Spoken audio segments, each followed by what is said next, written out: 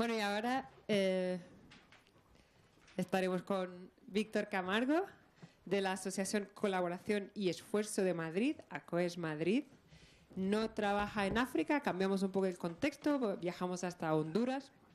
Pero bueno, hay muchos puntos de contacto, aunque no sea el mismo continente, pero realmente hay puntos de contacto, ¿verdad, Víctor? Bueno, me dirás tú. Víctor hablará sobre todo, se centrará en el rol de los beneficiarios y voluntarios en proyectos de cooperación. Y bueno, la palabra es tuya. Gracias, Vale, Víctor. Pues muchas gracias. En primer lugar, muchas gracias a ti, Susana, y a la Fundación por invitarnos Bueno, ACOES es una asociación pequeñita, entonces el hecho de tener una oportunidad de darnos un poquito a conocer siempre es bueno. Ni que decir tiene que me he sentido totalmente identificado con todo lo que se está diciendo. Es decir, al final nosotros trabajamos en Honduras, pero también he estado en algunos países de África, he estado en algunos países de Asia, y es que los problemas sistemáticamente se repiten. Tiene todo el sentido del mundo. O sea, al final estamos hablando de que tenemos que empezar por la base.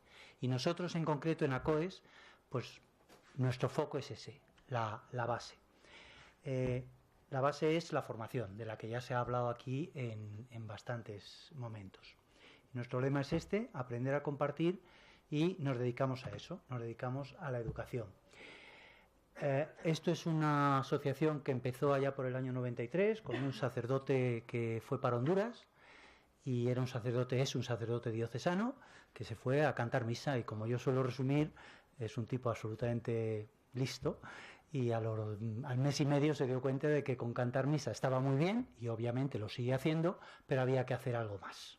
Había que hacer algo más, que era abordar el problema de la educación, que en su idea, y en la que todos los que trabajamos en esto, es la única solución para la pobreza. No es una solución a corto plazo, a veces ni a medio plazo, es una solución obviamente a largo plazo. Honduras, para los que no lo conozcáis, pues todos sabéis, es uno de los países más vulnerables de la América Latina. El 80% de la población vive en situación de pobreza, y un 40% en situación de extrema pobreza. Y cuando antes Mario hablaba de los índices de analfabetismo, pues evidentemente te referías a la parte sur de Latinoamérica.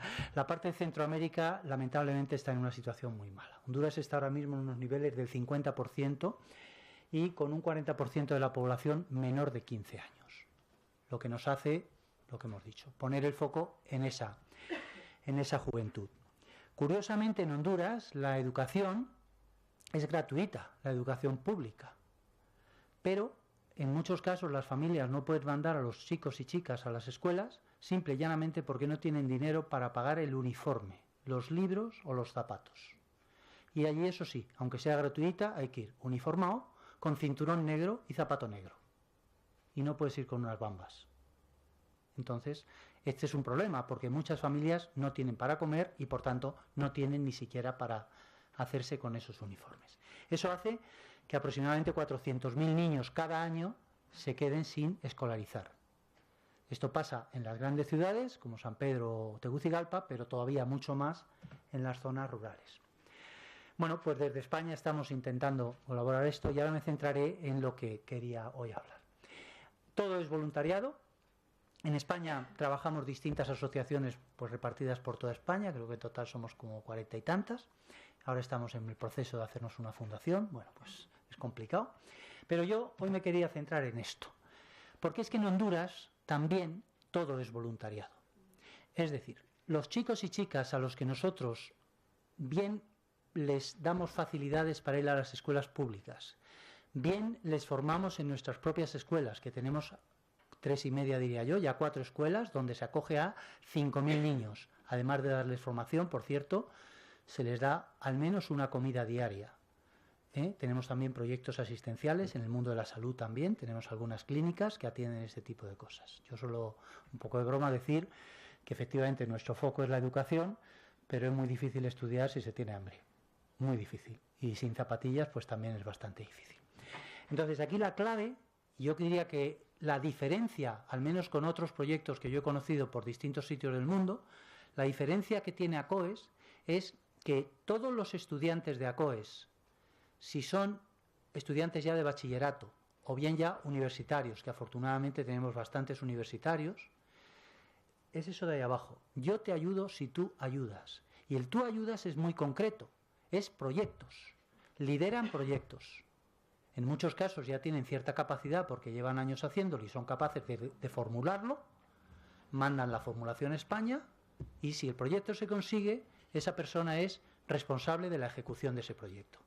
Me viene a la cabeza un proyecto complejo que, bueno, trabajé yo aquí en España en ello. Fue un proyecto que nos dio el canal de Isabel II y nos hizo una donación de 80.000 euros para canalizar el agua en una población perdida por el monte. Los montes de Honduras no os los podéis imaginar.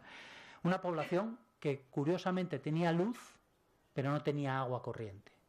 Esto suena raro, pero se explica muy bien cuando conoces al alcalde de la zona. Entonces, la luz, lógicamente, había lo que había, pero el agua no. Entonces, lo que hicimos fue conseguir del canal de Isabel II este proyecto y un estudiante de ACOES, estudiante de Ingeniería Química, nada que ver con ingeniería de caminos ni canalización de agua, fue el que ejecutó el proyecto. Se dedicó a contratar a los obreros, se dedicó a contratar el material en Choluteca, se dedicó a todo. Él es el que ha justificado luego el proyecto. Por cierto, una justificación perfecta. Se justificó hasta el último euro. Bueno, este hombre, además de estudiar lo que estudia, ya lleva años aprendiendo a hacer esto. Entonces, es clave que ellos se involucren. Es clave que, decíamos, el papel del beneficiario y del voluntario, no, es el mismo. Es el mismo. El beneficiario y el voluntario, en muchos casos, tiene que ser el mismo. Obviamente no le puedes pedir una cosa de estas a un niño de 8 años, pero a un chaval de 17 ya se le puede pedir. Una chica de 17 años es la que gestiona todo el proyecto de voluntariado, que se llama. Bueno, nosotros mandamos como unos 300 voluntarios españoles cada año a Honduras. A conocer, en algunos casos, y los que van a más largo plazo, pues a hacer cosas concretas. Ella gestiona esas 300 personas. Ella es la que les proporciona alojamiento, les proporciona actividades, les dice cómo funcionar los días que están allí, en fin. Entonces, todo esto son proyectos que realizan esos estudiantes. Para que os hagáis una idea, esos estudiantes, que yo los conozco unos bastante bien, empiezan a las 5, 5 y media de la mañana y acaban a las 10, las 11 y las 12 de la noche. Y no os exagero si os digo que están todo el día trabajando entre sus estudios y el proyecto o los proyectos que tengan asignado. Entonces nosotros creemos que el papel del voluntario es más genérico, porque efectivamente, como habéis visto en el slide anterior, hay mucho voluntario español, como yo. Bueno, pues muy bien, hacemos una actividad que no os voy a contar porque la conocéis todos, o sea, todos los que estamos aquí estoy seguro que estamos más o menos familiarizados con lo que se hace desde España. Pero quizá lo que diferencia a COES es esta fotografía. Esta fotografía son esos 300, 400 chavales que gestionan proyectos y que son, en nuestra opinión, los agentes del cambio de Honduras. Si Honduras tiene que cambiar, es en base a esto. Curiosamente, algunos quieren incluso ser políticos, lo cual en un país como Honduras es muy bueno que un político o que un estudiante con estos valores tenga el ánimo de ser político. Y esos voluntarios fundamentalmente tienen dos objetivos. Primero, un objetivo educativo, que veis ahí. Es decir, pensad en un chaval de 20 años que viene del mundo rural, que se ha podido pasar varios años sin poder estudiar. Bueno, pues tiene un objetivo educativo. Valorar la oportunidad que reciben, formarse en la propia solidaridad con los demás, aprender por ejemplo, en Honduras tiene mucha gracia, aprender a ser puntuales. El ahorita centroamericano. El ahorita ya sabéis qué es. Bueno, no, pues les enseñamos que el ahorita no, el ahorita es, esto hay que hacerlo. Entonces les enseñamos ese tipo de cosas, lo aprenden todos los días. Mejoran su autoestima. Y por supuesto, hay que decir, tiene un objetivo también económico. Se desarrollan equipos de trabajo, hay estudiantes que ya tenemos bastantes graduados. Ahora tenemos una colaboración con las universidades de Granada y de Málaga para enviar estudiantes españoles allí, por ejemplo, a hacer un TFM, hacer un TFG, cosas de este estilo, pero también estudiantes hondureños, de los nuestros, vienen aquí a hacer máster o a hacer... Tenemos incluso la satisfacción, que yo lo cuento porque, vaya, de tener el primer doctorando, que es un chico, Samir, que está haciendo un doctorado en bioquímica en la Universidad de Granada. Y esta gente luego sigue comprometida con el proyecto. Y creemos que esa es la clave. Es decir, nosotros desde aquí, a través de fundaciones, Recover, Entre Cultura, todas las que podemos hacer mucho, pero estamos convencidos de que los que tienen que hacer el cambio, que construir el cambio, son ellos. Y bueno, pues por mi parte muy poquito más. Esta es una presentación que tengo en general, donde cuento mucho más detalles de lo que es ACOES, y lo que os invito es a que entréis en nuestra página, en ACOES.org, y ahí podréis ver pues muchos detalles de cómo funciona. Muchas gracias, Víctor. Nada.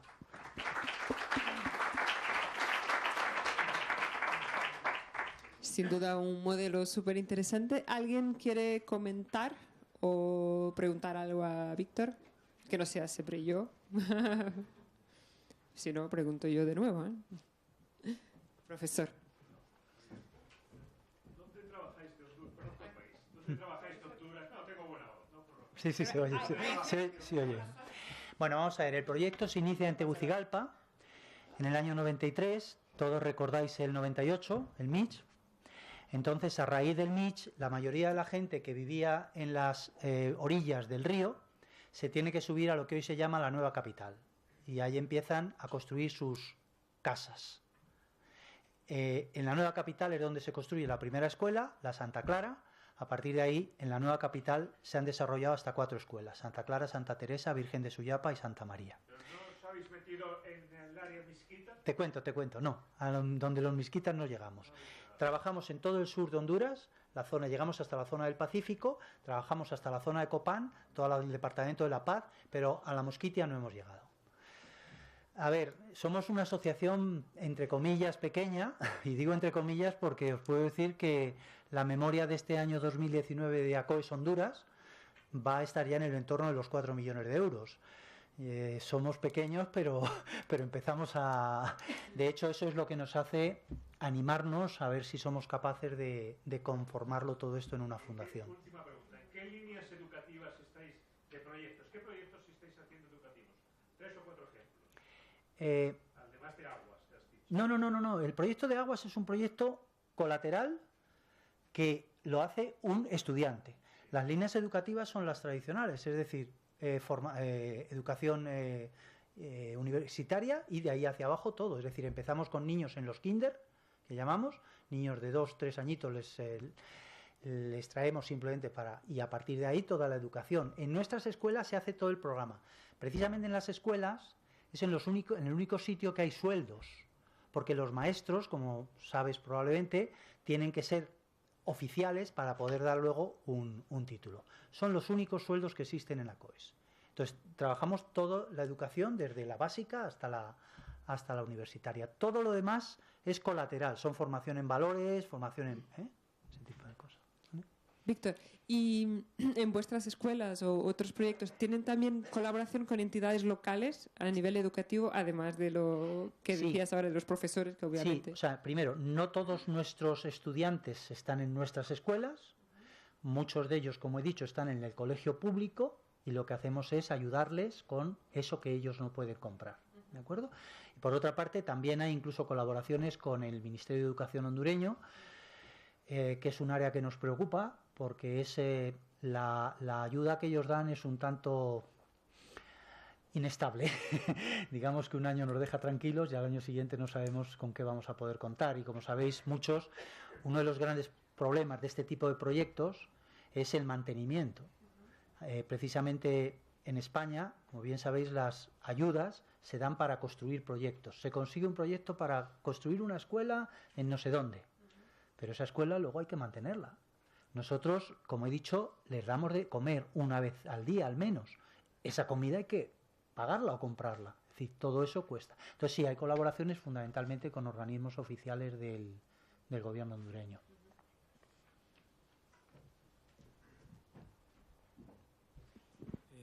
Muchas gracias por la presentación. ¿Cómo, en eso de... Me encanta la metodología de te ayudo si tú ayudas. ¿Cómo hacéis para conseguir, porque los jóvenes, y supongo que es el público así con el que más trabajáis para ese emprendedurismo, ¿no? Supongo que es emprendedurismo social, ¿no? ¿Cuáles son los claves para conseguir eso? Porque el colectivo joven, aunque sea como compensación, yo te ayudo, si tú ayudas, pero normalmente hay mucha dificultad para que se pongan a...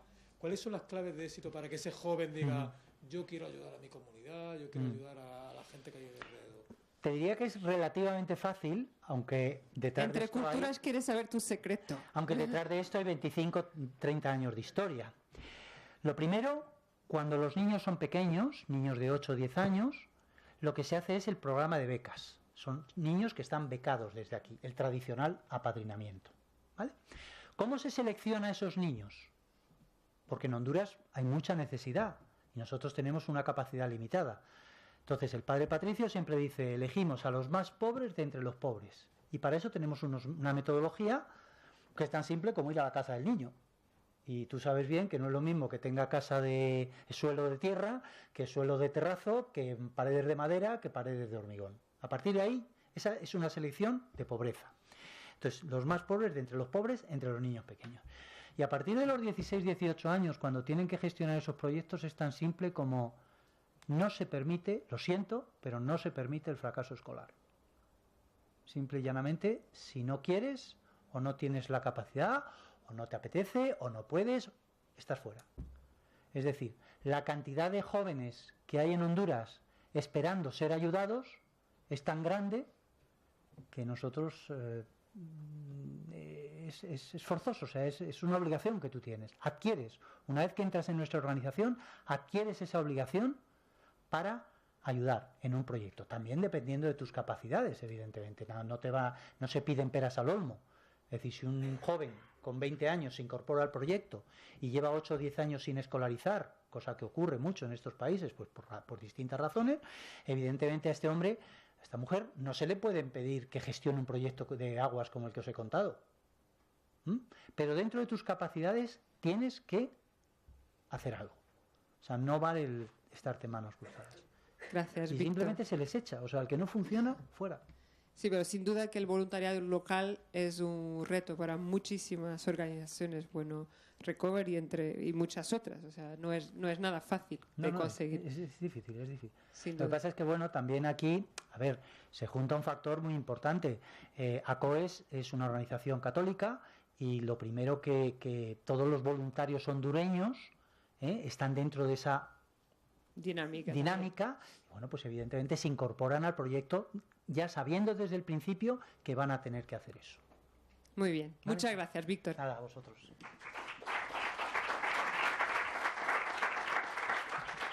Pues pasamos entonces a Marta Díaz, que es la presidenta de Información Sin Fronteras. Es una asociación que tiene por misión potenciar la información, la comunicación y la educación, no solo para los profesionales sanitarios, pero esto es muy importante también para los pacientes y la comunidad en general, ¿verdad, Marta? Sí. Pues hoy nos hablará un poco de la dicotomía que existe entre información e información. Entonces, muchas gracias por venir. Muchas gracias a vosotros. Bueno, muchas gracias a la Fundación Recover por dejarnos... Bueno, vale, sí, de pie, va. Sí. Vale. Y que muchas gracias a la Fundación Recover por darnos la oportunidad de participar en estas jornadas, porque si Víctor sois pequeños, nosotros somos microscópicos. Información Sin Fronteras es una ONG de información médica. Todos los proyectos que tenemos están centrados en información médica o de salud y están dirigidos tanto a profesionales sanitarios como a pacientes, público en general. Nosotros necesitamos de otras asociaciones, no somos una asociación, aunque tenemos algún proyecto propio que hemos generado nosotros por las necesidades que vemos en la sociedad. Normalmente vamos de la mano de otras asociaciones y de otras fundaciones que nos lo piden o porque hemos contactado con ellos. Como ha dicho Susana, yo voy a hablar del acceso a la información dentro del ámbito de África con los proyectos que tenemos en África.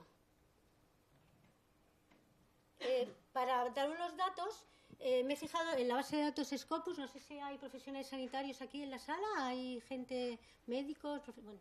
No conoceréis la base de datos Scopus, es una base de datos de ciencia, tecnología y humanidades, es muy completa, muy amplia, es de la editorial Elsevier, es de pago y tiene un índice de impacto para conocer primero la producción científica de los países y las revistas de mayor impacto, y ese índice es gratuito, con lo cual viene muy bien al mundo en general para saber cómo está en cuanto a visibilidad científica y calidad de sus revistas. Yo de aquí lo que he cogido en esta tabla son las revistas que hay en las distintas zonas y lo que más nos interesaba en este momento, estas revistas, el porcentaje de las que son Open Access, que son de acceso abierto, es decir, que son gratuitas, cualquier persona en cualquier lugar del mundo puede acceder a ellas para formación.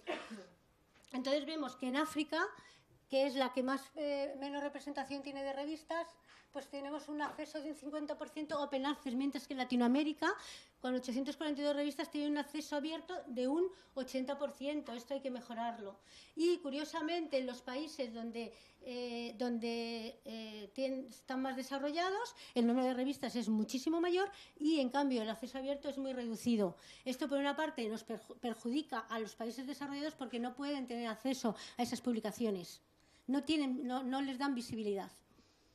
Otro dato que quería resaltar, que este ya sería un ranking del índice Stimago de Scopus por país. Aquí sería la producción científica de los países a nivel mundial y la visibilidad que puedan tener en la comunidad científica. Entonces, aquí vemos que dentro de los 10 primeros España está en el número 10 y que de los 239 países a nivel mundial, los países africanos estarían, quitando Sudáfrica, que está en el 35, hay una proporción en el rango de los 53-80 y otro rango en los 80, más o menos. Pero el último sería Sudán en el puesto 100 y por debajo ya no hay ningún país. Con lo cual, bueno, pues más o menos se podría decir que podrían estar en la media de visibilidad, pero también todo esto es mejorable, que es un poco a lo que quiero llegar con la presentación de hoy. Las formas de acceso. En los hospitales, centros de salud, las formas de acceso siguen siendo bibliotecas, más el acceso a la información médica. Prácticamente hoy día las bibliotecas en papel ya prácticamente han desaparecido, aunque pueda quedar algo, y todos los recursos suelen ser electrónicos. Y las bases de datos que se están manejando también son de vía electrónica. Entonces, aquí quiero decir que en cuanto al acceso a la información, hay bases de datos que son gratis para todo el mundo, para todo el planeta. Entonces, hay una base de datos de referencia mundial que es PubMed, que desde el año 1997 está gratis en Internet para todo el mundo y contiene publicaciones de todos los países. Esta base de datos sería, conociéndola y sabiéndola manejar, es suficientemente válida para estar al día en muchos temas. Luego también hay otras publicaciones gratis, como es la Cochrane Library. Y luego, dentro de la OMS, hay dos programas, uno que es INARI, que es para los países en desarrollo, por el cual dan acceso gratis, libre, a un montón de revistas científicas y de humanidades y a bases de datos, entre ellas Scopus, que Scopus para nosotros es de pago y ellos podrían acceder, igual que la WOS, la Web of Science. También la OMS tiene un proyecto especial que es el Africa Index Medicus, que también da acceso a revistas científicas y da acceso a otros recursos. Y está el African Journal Online, que también da acceso a revistas científicas africanas a texto completo. He encontrado un proyecto también de nuevas tecnologías, que también se ha hablado, que es el New Eastern Forum. Este proyecto está dirigido a jóvenes y mujeres para desarrollar proyectos de nuevas tecnologías, y proyectos científicos. Es reciente, es de hace me parece es 2013, 2014, han hecho varios foros a nivel mundial y lo que intentan es tener visibilidad y poder hacer que sea un hub tecnológico dentro de África, de todos los países africanos. Con esto os quiero decir que el acceso a la información está garantizado. Sí que hay acceso a la información. Evidentemente hay que diferenciar cuando estamos hablando, pero eso pasa en todo el mundo, de ciudades, del medio rural, de hospitales privados y hospitales públicos. Cuando pasa en todo el mundo, imaginaros, la brecha en África es tremenda. La diferencia que puede ser de estar en un hospital privado en una capital o en una zona rural, el acceso a la información prácticamente no existe. Necesitan conexión con Internet y, sobre todo, se necesita también tiempo, porque bueno, ya han salido los datos. Hay muy pocos médicos por habitantes, con lo cual tiempo para formarse probablemente ni se lo plantean. La formación es importante, ¿por qué? Porque hay un exceso de información. El exceso de información lo tenemos todos y hay que aprender a sesgar información rigurosa y la información útil. Y luego también tiene que ser aplicable. A mí no me puede interesar el New England cuando habla de un nuevo tratamiento para el cáncer de colon si yo estoy en un país africano donde no tengo acceso a ese medicamento o o a esa técnica de diagnóstico. También tenemos que ser consecuentes con eso, no todo vale, tenemos que enseñar, pero nos puede servir para tener la mente abierta y para poder solicitarlo, para poderlo ir aprendiendo. ¿Cuál es nuestra pequeña aportación? Nosotros tenemos un apoyo en una biblioteca médica en el Kenya Medical Training College, en Nairobi, que es un centro de referencia de posgraduados de medicina y enfermería. Hay diferentes áreas terapéuticas y ahí estamos ayudando a la biblioteca dando un servicio tanto para profesores como para alumnos cuando tienen que preparar las clases o tienen que preparar los trabajos. Nos piden información, son temas médicos y nosotros se lo enviamos. Buscamos en estas bases de datos que os he enseñado anteriormente y le mandamos la información para que ellos puedan hacer sus trabajos. Y este proyecto está desde el año 2016 y hasta ahora hemos atendido 850 consultas. Otro punto importante es que hemos conseguido a través de la Universidad de Harvard la donación del UpToDate durante un año y ya lo llevamos renovando desde el 2017. Perdón. El UpToDate es una base de datos de clínica muy interesante para la gente que trabaja en hospitales para la toma de decisiones. Luego también hemos conseguido con Springer una donación de libros. En esta foto está la entrega y luego tenemos un proyecto de biblioteca en escuelas, porque también estábamos interesados, está en nuestros estatutos, potenciar la cultura en las escuelas. Hemos creado una escuela en Tacnac, en Marruecos, con la asociación Amal Tacnac, y acabamos de firmar un acuerdo con la Fundación Rafiki África para crear una biblioteca en Sembabule, en Uganda. Y mi propuesta al foro sería la siguiente. Creo que hay que incrementar la donación de las publicaciones. Es muy importante que la gente se forme, es muy importante la literatura médica. Donaciones como UpToDate y acceso a revistas y sobre todo potenciar en los profesionales sanitarios la formación en metodología de investigación clínica. No solamente buscar información en bases de datos, sino leer críticamente para filtrar y sobre todo tener formación en bioestadística. ¿Para qué? Para poder publicar tus propias experiencias, tus casos clínicos, para incrementar las publicaciones dentro de África, de los países africanos, y también poder asistir a congresos, hacer intercambio con otros colegas y con eso difundir conocimientos de salud en tu país y la problemática. Y con eso intentar mejorar la política sanitaria, hacer un esfuerzo ahí para cambiar la política sanitaria. Y esto es todo. Muchas gracias.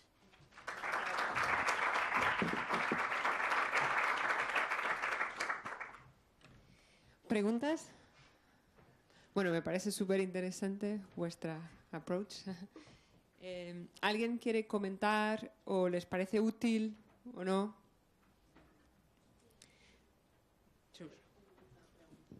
Aunque lo has dicho muy rápido, creo que el acceso a Internet es fundamental en países como los que estamos hablando, sobre todo África. Entonces, ¿cómo resolvéis ese déficit a día de hoy? ¿Cómo sugerís que se resuelva cuando un hospital, un centro médico, un profesional sanitario en una zona rural quiere tener acceso a toda esta información y no puede, por falta de tiempo y por falta de acceso a Internet? Claro, evidentemente la tecnología, la vía de acceso tiene que tenerla. Nosotros que estamos haciendo con nuestro proyecto, como ellos, la conexión a Internet no es tan buena o no pueden estar tanto tiempo, lo que hacemos es hacer la búsqueda bibliográfica por ellos, mandarles la información y ellos ya le aceleramos el proceso de búsqueda sobre un tema que ellos necesitan. Es lo que estamos haciendo ahora mismo, porque claro, ya el tener la vía de acceso y la fibra óptica o el Internet, pues ya sería un tema más del gobierno, como se ha hablado antes aquí, pienso.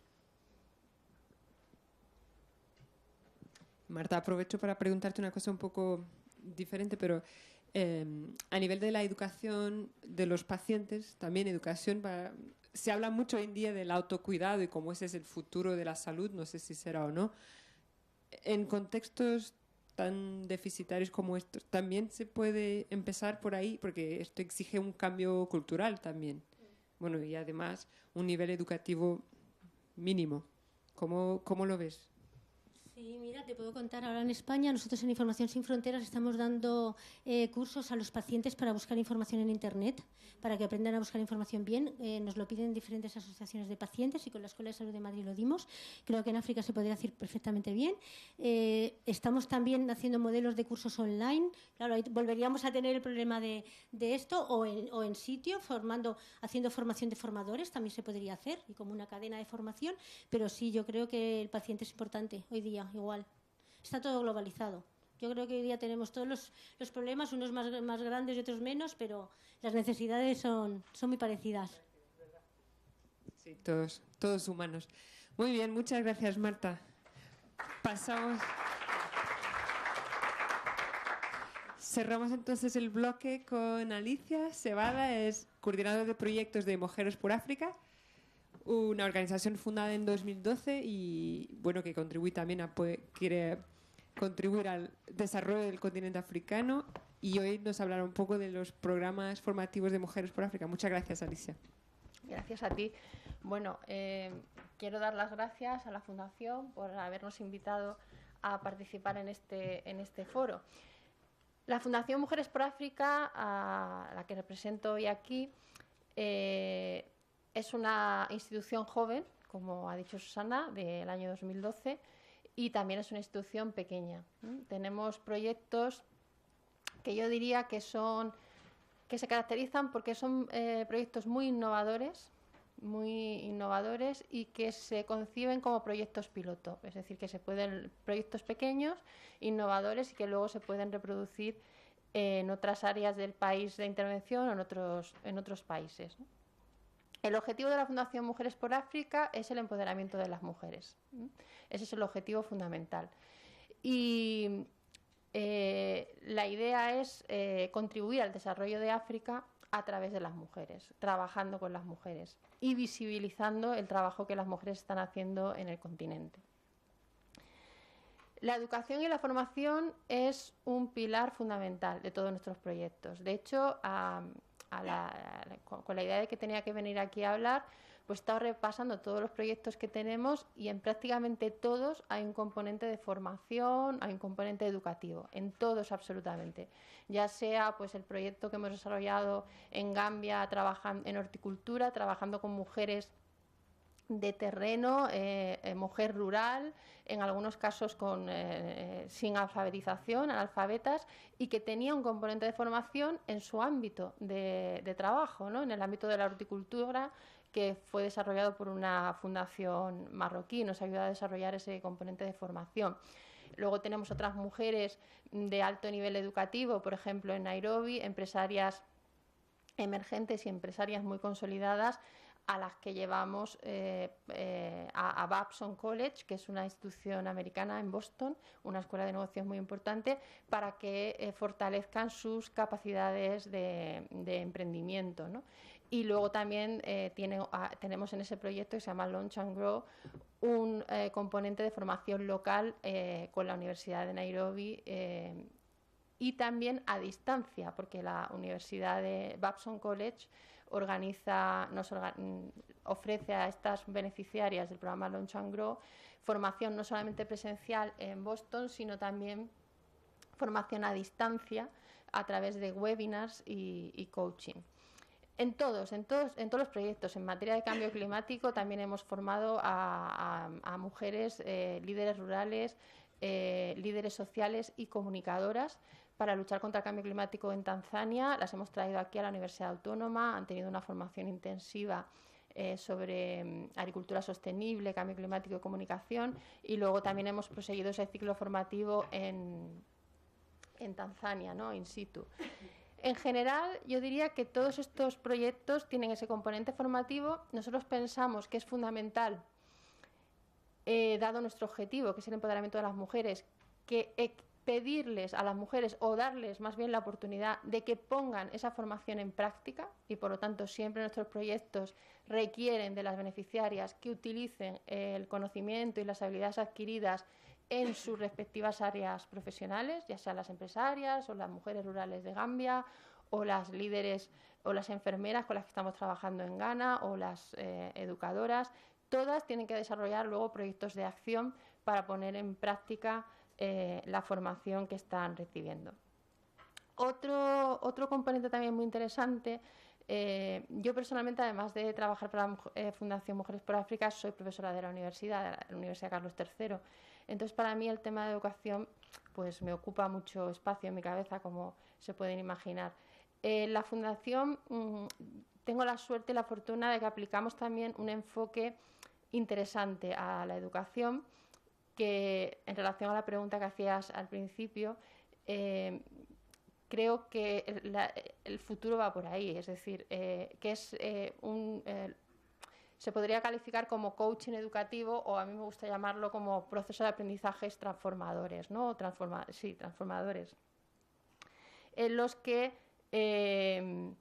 siempre, de hecho, a mí me gusta más y nos gusta más hablar de aprendizaje que de enseñanza, entendido como un proceso en el que el profesor o el formador no es el centro, sino que el centro siempre van a ser las beneficiarias. Y eso encaja muy bien también con la idea de cooperación al desarrollo, cooperación descentralizada, apropiación local, etcétera. Bueno, pues ese mismo enfoque hay que aplicarlo al proceso formativo, ¿no?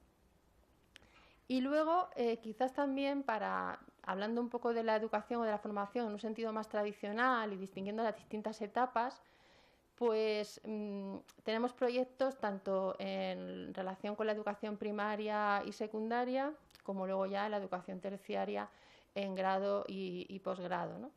En la educación primaria y secundaria, el principal problema que ya se ha planteado aquí, que nos encontramos en relación con las niñas, fundamentalmente, es el abandono escolar. Ese es el problema fundamental, que viene originado por múltiples causas y por lo tanto hay otros muchos problemas subyacentes que dan como resultado el abandono escolar, ¿no?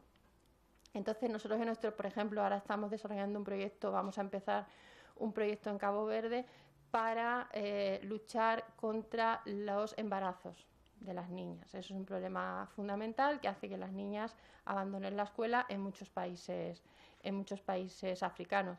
También la falta de infraestructuras, eso también es un problema que hace que las niñas cuando llegan a la pubertad pues se vean de alguna manera impelidas a abandonar la escuela. La falta de recursos económicos también, por supuesto, como ha salido aquí.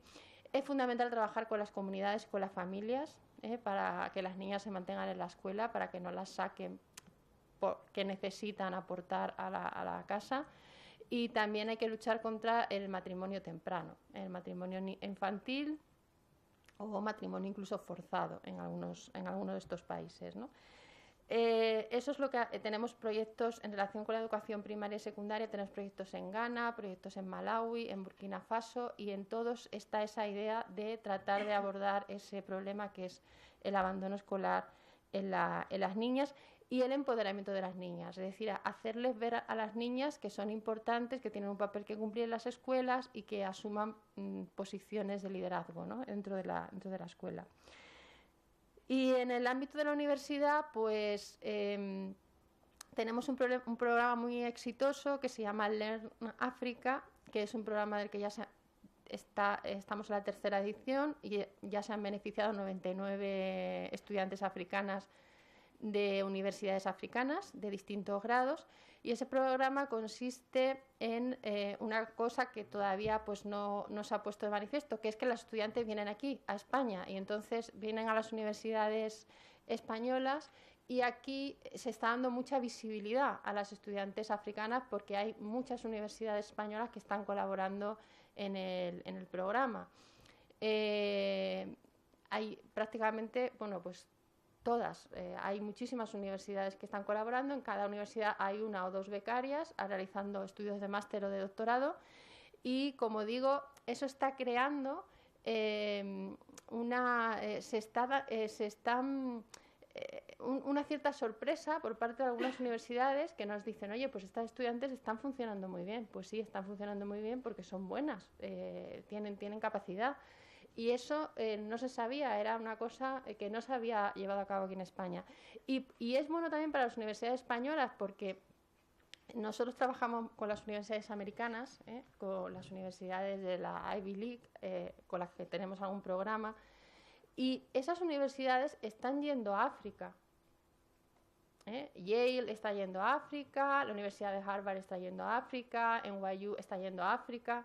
Es decir, que si ellas están yendo a África es porque África en el sector de la educación promete. Entonces es bueno que se establezca también ese vínculo entre las instituciones universitarias españolas y las africanas. Y ya por último tenemos un programa no para las estudiantes, sino ya para las profesoras africanas. Son investigadoras que están liderando equipos de investigación en África, en universidades africanas. Esas se han beneficiado hasta ahora 44 investigadoras que están trabajando en centros Severo Ochoa españoles, centros de investigación muy importantes y que también están dando muy buen resultado. Al principio, cuando se inició el programa, hace ya 4 años, pues la primera preocupación era si había investigadoras africanas y de ese nivel, investigadoras senior liderando equipos de investigación, y resulta que sí que hay investigadoras que están realizando una labor importante y que se están beneficiando, se están creando esos vínculos entre los equipos de investigación españoles y los equipos de investigación en África, que es totalmente novedoso, que no existía esa colaboración, y que creemos que también es importante. Y lo voy a dejar aquí. Gracias.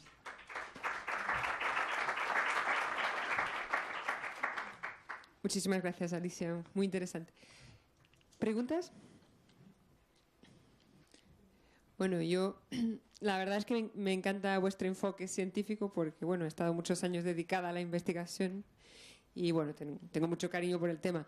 Y muchas veces cuando hablamos de África hablamos del lado negativo. Siempre es algo negativo, siempre es algo malo, generalmente, y sale así. Esta información es lo que sale en los medios. Pero también hay muchísimos casos de éxito, como es el caso de las investigadoras de que acabas de hablar. Mi pregunta también es si el desarrollo pasa también por la ciencia y si la ciencia puede ser motor de ese desarrollo en África. Hombre, desde luego que sí, yo creo que sí. ¿O hay que caminar antes de correr? No, yo trabajando en la universidad no te puedo contestar más que sí. El futuro es la investigación, eso está clarísimo. Y además tiene que ser una investigación que esté liderada por ellos. Es decir, que no es una investigación que exportemos desde aquí hacia allí, sino que ellos mismos hagan la investigación, que se hagan las preguntas pertinentes, que se las hagan ellos y que ellos encuentren la metodología para responder esas preguntas y que las resuelvan. Eso es lo que hay que conseguir. Por eso yo incluso al principio era escéptica con respecto a estos programas, primero porque sé lo difícil que es para las universidades españolas conseguir recursos para financiar este tipo de becas, y estoy muy satisfecha, muy orgullosa de los programas y muy gratamente sorprendida porque están funcionando, porque se están haciendo las preguntas y se están resolviendo cosas. Hay investigación muy prometedora en relación con el cáncer, que también es un problema de importancia creciente en muchos países africanos, y otras enfermedades, y el uso del agua, en fin, que sí que yo creo que es fundamental. ¿Y las personas que se vienen a formar aquí en España lo hacen en castellano o tienen programas en inglés? Eso es un problema, sí. Hay algunas becas en castellano, pero para las alumnas de máster y de doctorado, la mayoría son en inglés. Es decir, que por suerte las universidades españolas cada vez están más internacionalizadas y ya no es difícil encontrar programas en inglés. Entonces ellas normalmente escogen programas en inglés, y las investigadoras, la lengua de investigación es el inglés. O sea que... Y bueno, una última pregunta. Normalmente el seguimiento de estas personas que vienen entonces a formar, ¿cómo lo hacéis? Bueno, nosotros tenemos una coordinadora para cada uno de esos proyectos, y luego las universidades de destino se ocupan de ellas, o los centros de destino se ocupan de ellas con nuestro apoyo, ¿no? todo el año. Y luego tenemos pues algunas citas con ellas, reuniones. Hay un curso de español todos los viernes que tiene lugar en nuestra sede, en la fundación. Entonces ahí se juntan algunas, pero claro, solamente las que están en Madrid. Para el resto, pues estamos pensando en ofrecerles un curso online en español también. Pero sí, el contacto es continuo, organizamos cosas, estamos muy pendientes de ello. Es una parte que procuramos cuidar mucho, porque para ellas, para algunas de ellas, es un choque cultural. Es un choque cultural importante, para muchas de ellas es la primera vez que salen de sus países y entonces entendemos que ese componente humano de acompañamiento pues hay que cuidarlo y entonces lo hacemos. Muy bien. Pues si nadie tiene ningún comentario, muchas gracias, Alicia. Y ay, perdón. Es que yo ya pensaba que nadie hablaba, entonces. A ver, en el tema investigación, para llevar a cabo una investigación tiene que haber un comité ético-legal o una especie de observador para verificar que esa investigación cumpla con los requisitos éticos. Entonces mi pregunta es si sabes si existen este tipo de comités en los países donde has trabajado y, bueno, cómo se lleva a cabo, digamos, desde el punto de vista ético una investigación allí. Nosotros tenemos aquí un comité científico, ¿vale? Un comité científico de primer nivel, que está compuesto pues por los directores y las directoras de los centros a los que van destinadas las investigadoras, porque en el programa Learn África pues son estudiantes, ¿no? De máster y doctorado. El doctorado es más hacia el área de las ciencias sociales y jurídicas, y luego tenemos el programa Ellas Investigan, que es más investigación en áreas científicas. Y entonces es ese comité el que determina ese aspecto aquí. Luego ya en sus países de origen eso no te lo puedo decir, porque el programa Ellas Investigan yo directamente no lo llevo. Supongo que el panorama será muy variado, ¿eh? Sí, supongo que tu preocupación son los estudios clínicos, ¿verdad? En el terreno, sí. Sí, pero aquí yo creo que muchas de las áreas lo que habla es investigación fundamental y bueno, y no tiene tanta importancia, pero bueno, es una buena pregunta. Sí, es una buena pregunta. De hecho, lo voy a averiguar porque... Perfecto. Otra. En este tipo de proyectos que vosotros lleváis a cabo, de formación, digamos, de alto nivel, ¿cómo afrontáis o preparáis o enfocáis el tema de la fuga del talento de esos países? Siempre establecemos como condición que la persona vuelva al país, pero en general nunca se nos ha planteado ese problema porque son personas arraigadas en sus países de origen. Normalmente la gente, ya lo sabemos todos, la gente no quiere dejar sus países, ¿no? Ahora, con el programa de Learn África, cuando vienen aquí para hacer un máster y un doctorado, se nos está planteando alguna dificultad con algún caso. Porque, claro, las chicas vienen de contextos muy difíciles. Alguna, por ejemplo, un caso concreto de Sudán. Es un contexto muy difícil, muy extremadamente difícil. Entonces viene a hacer un doctorado y ella se quiere quedar aquí. Pero no se puede quedar, se tiene que ir, porque además el visado tiene unas características, tiene una duración, etcétera, ¿no? Se nos plantea, hasta ahora se nos ha planteado, se nos ha puesto sobre la mesa, yo no me quiero volver, pero nunca se ha traducido eso nunca ha ido más allá, es decir, siempre han vuelto, ¿no? Pero sí que a lo mejor en ese programa podría haber algún problema cuando tenga más rodaje, porque claro, es que llevamos solamente 3 años, ¿no? Y nos estamos planteando qué hacer en esos casos.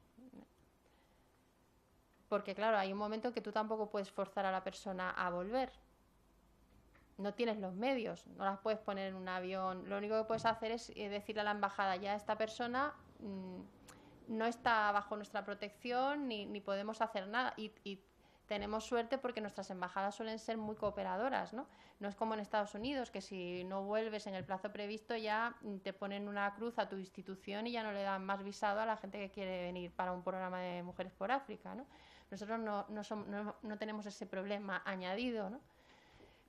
Pero sí que es un dilema moral porque nosotros nos plantean muchos problemas en ese sentido, ¿no? Decir, bueno, los 2 o 3 casos que hemos tenido que se nos ha planteado, sabemos que son chicas que están en situación muy difícil en sus países de origen, que obviamente para ellas la vida sería mucho mejor si pudieran quedar aquí, porque además mandan dinero a sus familias. Muchas de ellas con la beca utilizan lo mínimo y lo que hacen es mandar dinero a sus familias y claro, no se quieren volver.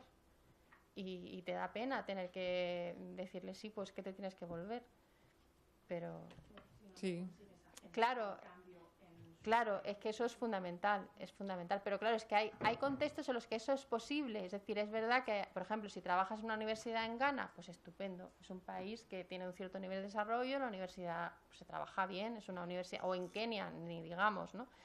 Pero claro, Sudán, pues se entiende, ¿no? Alicia, creo que puedes hablar con Neri, que con nuestro programa de pacientes muchas veces también nos planteamos las mismas preguntas. Así que aprovechando ahora el coffee break, son situaciones muy difíciles. Sí, tenemos entonces una pausa de 30 minutos más o menos. Bueno, a las 7 tenemos que estar de vuelta a la sala.